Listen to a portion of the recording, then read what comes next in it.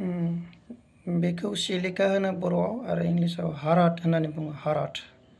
दा किं of medicine होननानै मिथिनाय जायो बेखौ मुलिनि राजा होननानै मिथिनाय जायो सोरबाफोरनि न'खराव दङबोला बेखौ बयल खालामनानै संख्रि एसे हो बेनिफ्राय बयल खालामनानै आराम फोरान बेखौ ड्राइ खालामनानै भैयामाव सोना दोन नांगौ जायोब्ला बेखौ गरसे गरसे जाबाय थानो हागोन बियो सुगारनि डायबेटिस जानाय सुगार जानाय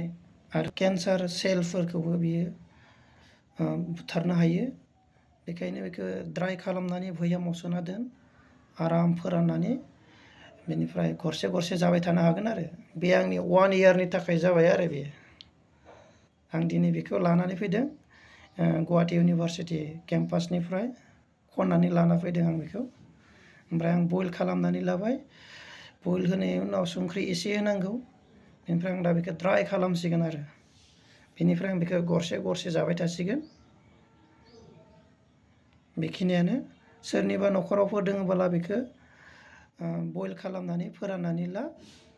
नांगौ जायोबा बेखौ गरसे गरसे जानो हायो गोबां देहायाव गोनांथार बेखौबो दा बेखौ किं अफ मेडिसिन होननानै मिथिनाय जायो बेखौ मुलिनि राजा सिलिका